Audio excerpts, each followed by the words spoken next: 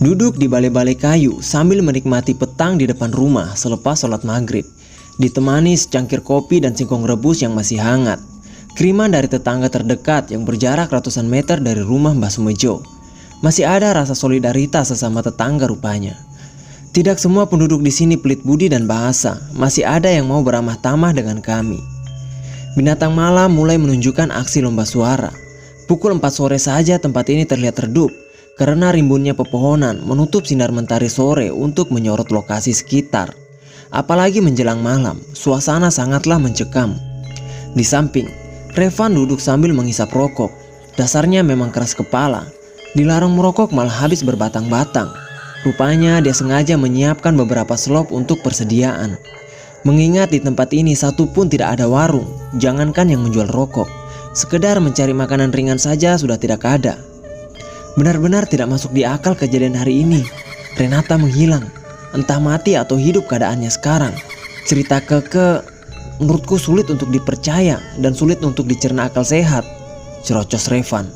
Di tengah kepulan asap rokok, mulut Revan sedari tadi nyerocos membahas kejadian sedari bangun tidur hingga sore menjelang. Jadi menurutmu Keke berbohong, begitu? Hatiku tersulut emosi dengan pernyataan Revan. Secara tidak langsung menganggap gadis yang kucintai itu pembohong. Aku tidak mengatakan begitu bro. Tapi nyatanya memang ucapan Keke tidak ada bukti sama sekali. Resa saja teman sekamarnya tidak merasakan kejadian apa-apa, sergah Revan. Seraya melempar rokok yang tinggal puntungnya ke seberang tempat. Kamu ingat Gan? Keke malah menyalahkan benda mati alias lukisan atas hilangnya Renata. Lah, mau percaya bagaimana coba? Emang bisa lukisan itu hidup? Revan mendengkus sambil mengibaskan tangan di depanku. Jika dipikir lagi, apa yang dikatakan si perokok itu ada benarnya. Bermula dari Keke ditemukan pingsan di samping makam Roro Kenanga, yang ternyata tempat peristirahatan terakhir dari cucu Mbah Sumejo. Hilangnya Renata yang tidak ditemukan setelah dicari ke setiap pelosok desa. Menurut cerita Keke, gadis itu mati tergantung di kamar milik almarhum Roro. Namun setelah dilihat oleh mata kepala sendiri, sama sekali tidak ada siapapun di kamar itu. Tidak ada tanda-tanda tempat itu pernah dimasuki orang. Bahkan sesajen bekas ritual Mbah Sumejo pun tak terlihat membekas di sana. Aneh, hampir saja pintu kamar itu didobrak paksa saking ambisi mencari keberadaan Renata sesuai instruksi dari Keke. Tidak mungkin pula gadisku membohongi kami semua dengan cerita halu. Ah sial, semua serba sulit untuk dibuktikan. Tidak masuk akal. Mengacak rambut ini merasa frustasi. Ada satu hal yang sampai saat ini mengganjal di hati. Tanpa sengaja aku menangkap keanehan dari sikap Raisa dengan Mbah Sumejo dari pantulan cermin di kamar Roro Kenanga. Aku melihat keduanya saling menatap penuh makna, membuatku bingung mengartikan gelagat keduanya. Apa jangan-jangan Raisa terkena gendam? Saat semua tengah berada di kamar masing-masing, aku mencoba menemui Mbah Sumejo yang tengah sibuk di belakang dapur, menampung air hujan untuk dimasukkan ke sendang. Mbah, sedang apa? Tanyaku berbahasa basi sambil berdiri tidak jauh darinya. Tempat ini terang dari nyala obor yang diikat ke kayu tiang rumah. Nampung air, jawabnya singkat dengan nada datar dan dingin tanpa melihat ke arahku. Mbah, bisakah tolong kami? Sampai sekarang salah satu teman kami belum ditemukan. Apa yang harus kami lakukan? Mbah Sumejo bergeming, ia tetap pada kesibukannya, memasang pasu kosong semacam bejana besar untuk wadah air. Apa sebaiknya kami melapor polisi ya Mbah? Imbuhku. Sontak Mbah Sumejo menoleh menatapku dengan tatapan mautnya. Jangan berani-berani mengundang orang asing lagi ke tempat ini, bentaknya nyalang. Aku terkesiap dengan suara yang cukup menggelegar itu. Ya, kalau tidak boleh lapor polisi, tolong kami mencari solusinya dong Mbah, pintaku setengah memohon.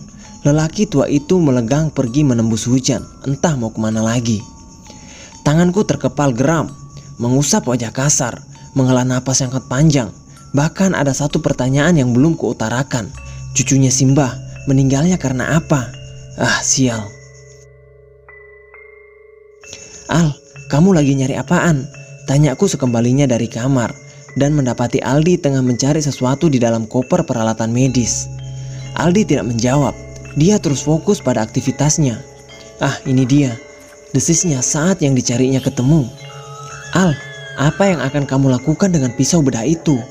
Lagi, Aldi tak menggubris pertanyaan yang kulontarkan. Dia keluar kamar dengan gusar. Sebilah pisau digenggam dengan kuat-kuat. Wajahnya menyiratkan amarah yang tertahan. Segera kususul Aldi yang tengah dikuasai emosi itu. Aku ternganga tak percaya saat melihat Aldi menyayat-nyayat kanvas lukisan gadis berkebaya merah seperti kesurupan. "Aldi, apa yang kamu lakukan? Hentikan!" Pekiku seraya mencekal lengan Aldi untuk menghentikan aksinya. Dio berlari dari arah kamar, langsung membantuku menangani tubuh Aldi yang tengah meronta, menariknya menjauh dari lukisan itu. "Kembalikan Renata, perempuan setan. Keluar kamu dari sana. Ayo hadapi aku sekarang." Racau Aldi, rahang mengeras dengan gigi bergemurutuk. "Kamu sudah gila. Kalau sampai Mbak Sumojo tahu, bisa habis kita semua." Bentak Dio tak kalah geram denganku. "Ah, aku tidak peduli," ucap Aldi berontak seraya meludah ke arah lukisan yang sudah hancur tak berbentuk itu. "Dio, kita bawa Aldi ke kamar," titahku. Aku dan Dio menyeret Aldi tanpa ada perlawanan. Sudah puas mungkin dengan hasilnya menghancurkan benda itu. Kami berdua menghakimi Aldi di kamar atas kelakuannya yang bisa mengundang celaka. Aku kembali keluar, membiarkan kedua sahabatku itu saling bersih tegang. Segera menuju ruang di mana lukisan tadi tergeletak. Mendadak kaki ini kaku tak sanggup lagi melangkah. Lukisan itu menunjukkan keanehannya lagi. Tidak ada bekas sayatan pisau bedah Aldi. Tidak ada kain kanvas yang hancur. Lukisan itu terpajang angkuh di tempatnya semula. Namun, dari pelupuk matanya mengeluarkan cairan pekat warna merah. Aroma bunga kenanga campur bau amis darah menyeruak. Suara bentakan Dio dari dalam kamar membawa kesadaran bagiku. Bergidik ngeri lalu berlari ke kamar, bergabung kembali bersama kedua sahabatku itu. Sedangkan Revan entah kemana. Dia selalu pergi tanpa pamit. Berdiri di balik pintu, menstabilkan detak jantung dan getaran yang mengguncang tubuh. Otakku masih mampu bekerja. Kenapa para gadis di kamar sebelah tidak mendengar kegaduhan yang ditimbulkan kami? Apakah mereka sudah tidur? Atau... entahlah. "Kamu kenapa, Gan?" tanya Dio yang melihatku bergeming di balik pintu. Kujawab dengan gelengan. Tak berselang lama, pintu dibuka dari luar. Otomatis tubuhku bergeser. "Kamu dari mana, Van?" tanya Dio begitu tahu Revan lah yang masuk. "Dari rumah warga." "Hah? Ngapain? Kalau nyari Renata kok nggak ngajak-ngajak?" Saut Aldi sudah bersikap biasa lagi. "Bukan, aku nyari informasi tentang Renata." Revan terlihat gugup sambil melangkahkan mengambil handuk untuk mengeringkan tubuhnya yang kuyup. Tingkah aneh Revan membuat dahiku berkerut, bikin bingung saja. Sebentar, tadi Revan akan menyebut kata Ren. Jangan-jangan Reno yang dimaksud. Nama yang pernah disebut waktu melihat penampakan pria berdarah yang diseret oleh gadis berkebaya merah malam itu. Apa yang dia sembunyikan dan siapa Reno itu? Angin terdengar ribut seirama dengan petir yang menggelegar. Malam semakin beranjak larut. Keadaan begitu mencekam dan dingin menusuk tulang. Aldi tadi pamit mau ke dapur, ambil minum sambil membawa senter. Tapi sampai sekarang dia belum kembali. Lamat-lamat, suara yang sama pernah kudengar datang lagi dari luar kamar. Seperti benda diseret, mengalahkan suara guru hujan. Menoleh perlahan ke arah jendela. Seketika bulu kuduk merinding. Mungkin saja kejadiannya sama dengan malam kemarin. Gila, benar-benar gila. Ada apa sebenarnya dengan tempat ini? Tugas KKN saja belum setitik pun mendapat hasil. Tapi kejadian misterius beruntun meneror kami. Penasaran ini semakin merajalela. Ditambah Aldi belum juga kembali. Masa ambil air minum saja selama itu? Bangkit dari tidur, melangkah perlahan mendekati jendela. Dengan tangan bergetar membuka perlahan daunnya mengintip sedikit. Sambil berharap apa yang kulihat kali ini tidaklah semengerikan waktu itu. Getaran pada tubuhku menghebat. Mulutku menganga tidak percaya. Ingin berteriak tapi tercekat. Hanya mangap-mangap seperti orang yang dicabut pita suaranya. Sekuat tenaga berusaha mengumpulkan kesadaran serta menstabilkan guncangan tubuh ini. Setelah yakin tenagaku terkumpul, secepat kilat berlari keluar kamar, berniat menyusul dedemit berkebaya merah yang ku ketahui bernama Roro Kenanga. Tidak ada waktu membangunkan Revan dan Dio. Aldi keburu jauh dibawa wanita sialan itu. Aku terantuk sebuah benda menyala terang. Itu senter milik Aldi. Rasa geramku membuncah mengingat wanita setan itu menyeret sahabatku sedemikian rupa. Membiarkan benda itu terongok pasrah, aku berlari menembus malam dan hujan lebat dengan kepanikan yang luar biasa. Di atasku petir saling bersahutan. Terakhir tadi kulihat Aldi diseret ke arah utara. Gelap gulita mengingatkan aku dengan kebodohan. Kenapa senter Aldi tadi tidak kubawa saja untuk memudahkan pencarian Aldi? Sial, sial. Dasar bodoh. Jika balik lagi mengambil benda itu, aku akan semakin kehilangan Aldi. Terpaksa mengandalkan sinar petir yang sesekali menerangi jalan yang kuyakini dilewati wanita tadi. Aldi, Aldi, teriakku berulang-ulang. Yang dibalas gemuruh angin. Langkahku tertatih-tatih, jatuh bangun, tersandung batu dan tanah tidak rata. Aku semakin menjauh dari rumah joglo. Meski malam hari tanpa penerangan hanya mengandalkan percikan petir yang seolah sengaja membantu menerangi. Aku masih ingat jalan ini menuju makam Roro Kenanga. Benar saja, pohon beringin rimbun itu kini menjulang di depan mata, seperti raksasa hendak menelan tubuhku. Lama-lama telingaku mendengar kadang suara orang menangis lirih, kadang suara cekikan wanita. Semua itu sukses membuat seluruh bulu kuduku merinding, menciutkan nyaliku. Namun, tekadku ingin menemukan Aldi memicu nyali berani kembali. Gani! Aku terkesiap, rasa lega menyeruak begitu mendengar suara Aldi, pertanda dia masih hidup. Aldi, kamu di mana? Aku tidak bisa melihatmu, teriakku. Tangan meraba-raba udara kosong. Derasnya air hujan menambah pandangan semakin sulit, seakan berjalan di lorong gelap yang panjang tak berujung. Tubuhku jatuh tergelantuk. Gara-gara kaki tersangkut akar pohon yang melintang cukup besar, rasa sakit menjalar di kaki sepertinya terkilir, serta perih di beberapa titik lengan. Gan, kalian harus pergi dari sini, dari tempat ini secepatnya. Suara Aldi memperingatkan dengan nada terpatah-patah. Aku meringis menahan sakit di kaki. Tanah basah dan licin membuatku kesulitan untuk berdiri. Tangan meraih sulur-sulur pohon beringin untuk membantu menopang tubuh. Susah payah aku mencari Aldi hingga ke belakang pohon. Aldi, kamu di... Ucapanku terputus oleh geraman mirip binatang. Tiba-tiba suara tangan berkuku panjang dan runcing mencekik leherku, mencengkram kuat hingga tubuhku terangkat. Kaki menggantung menggelepar. Kedua tanganku berusaha menahan lengan seperti tanpa daging, hanya belulang dibalut kulit. Jalan pernapasanku terhambat hingga sesak. Mata mendelik menatap lurus si pemilik tangan. Mulutku menganga lebar, berharap mendapat udara untuk menambah oksigen yang semakin menipis akibat cekikan. Samar-samar aku mendengar suara kemuning sedang berbicara dengan seseorang di balik pohon dari arah aku datang tadi. Bahkan nama Renata terdengar disebut. Apakah kedua wanita itu ada di sini? Ingin berteriak, tapi tak kuasa. Hanya lenguhan tak jelas yang keluar. Aku berusaha berjuang menyelamatkan diri dari cengkraman wanita berkebaya merah ini dengan rambut yang beriap-riap.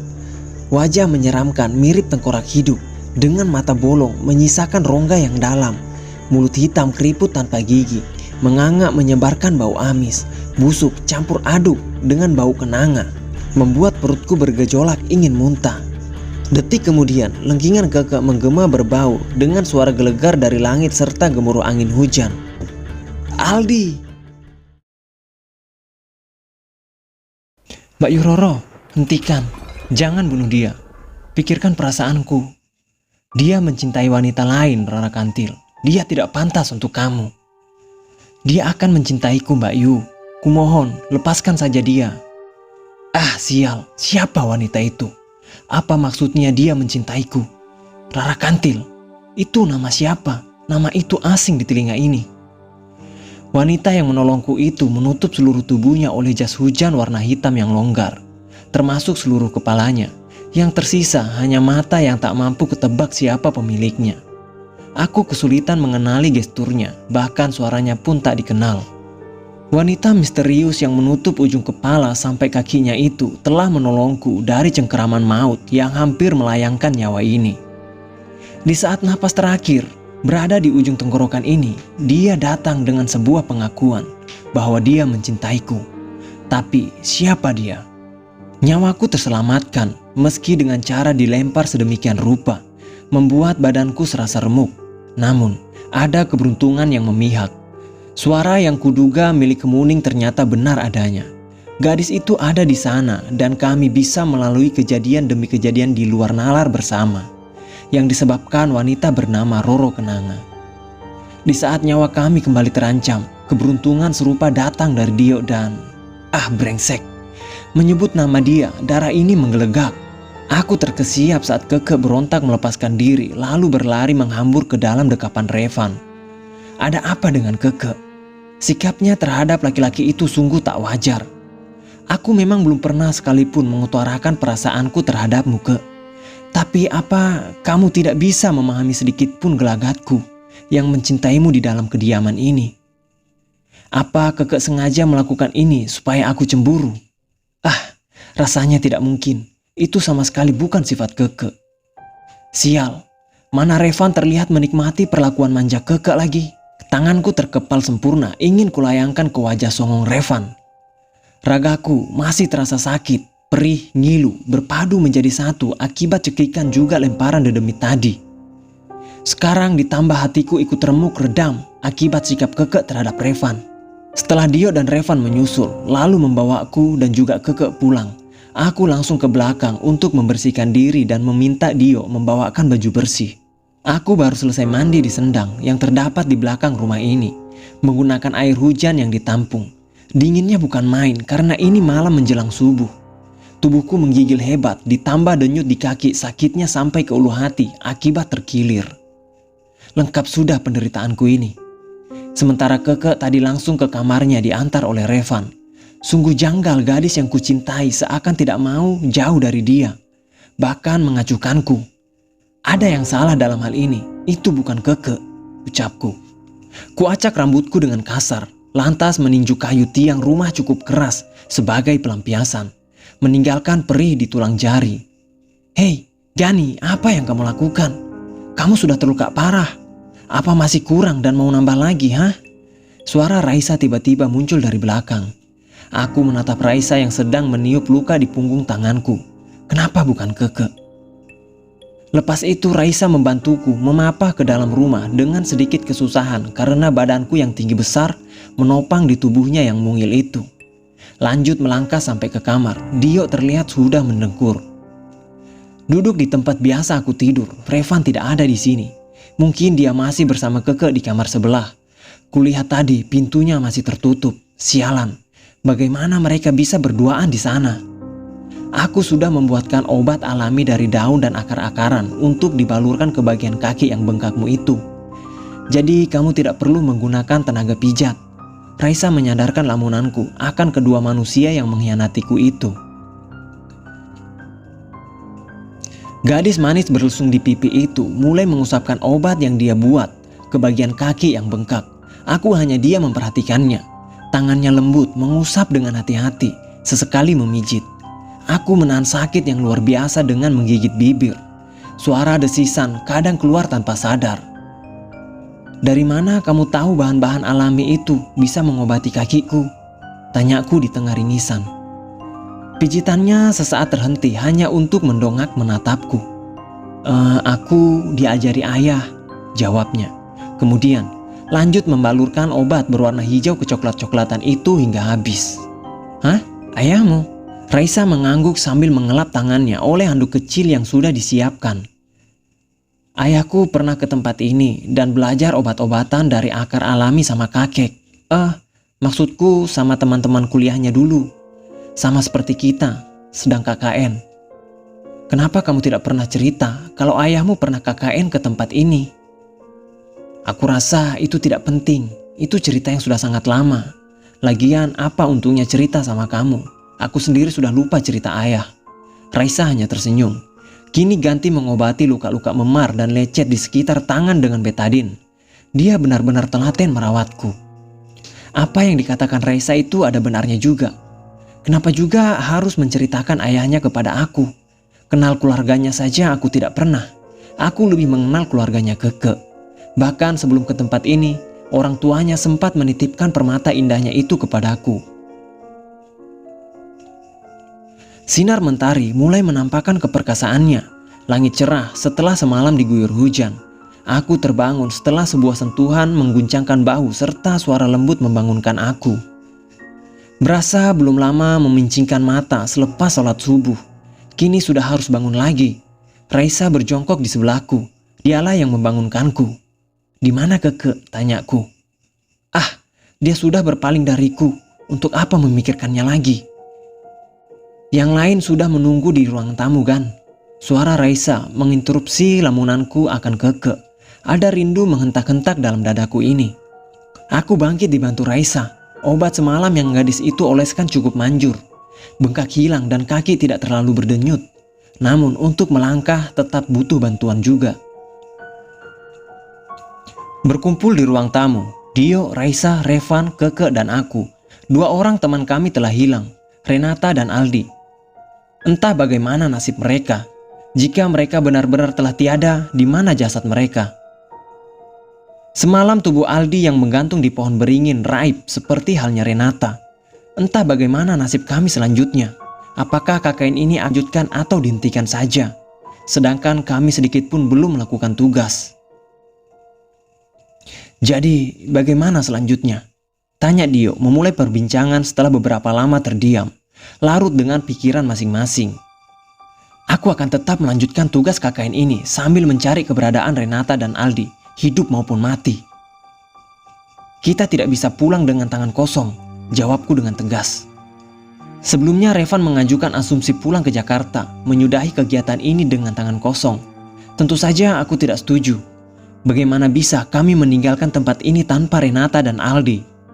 Apa yang harus kami katakan pada pihak kampus dan kedua orang tua mereka?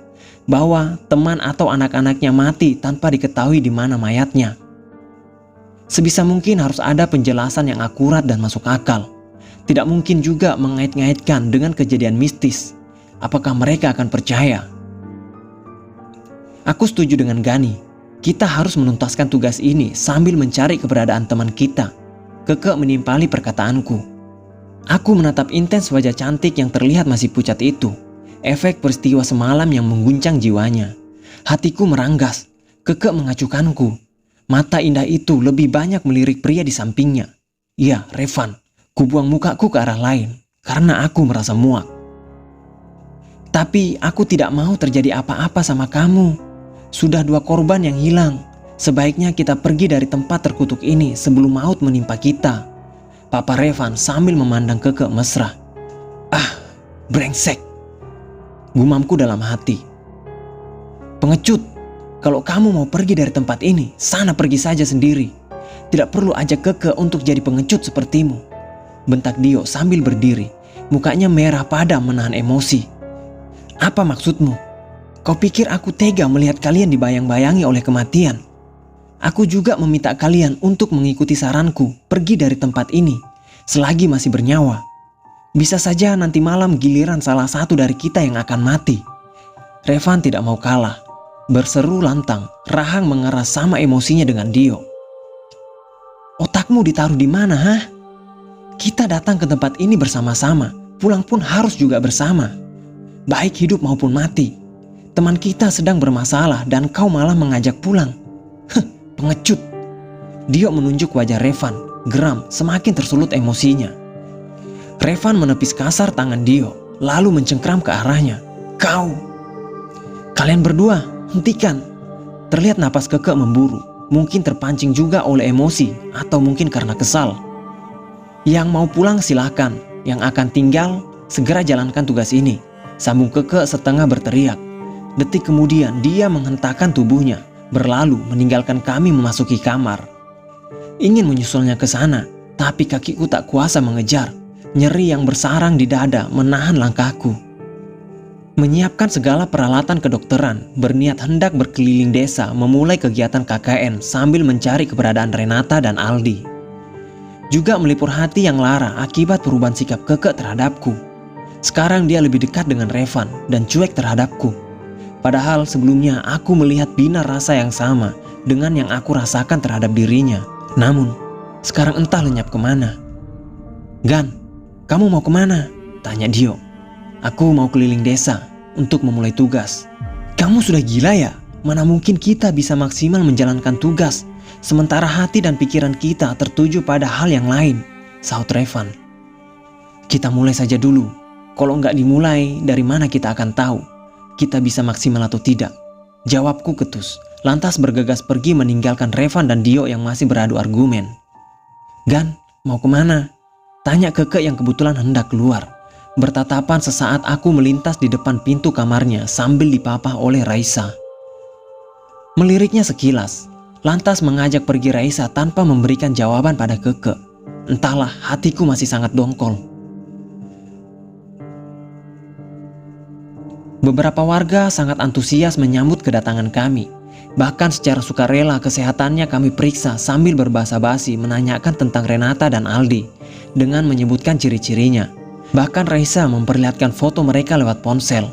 Namun, sampai sejauh ini belum ada titik terang dari kedua sahabat kami itu. Saat sampai di rumah warga yang lain, kami mendapat perlakuan tidak menyenangkan.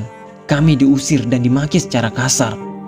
Aku hanya bisa mengelus dada, berharap stok kesabaranku masih tersisa.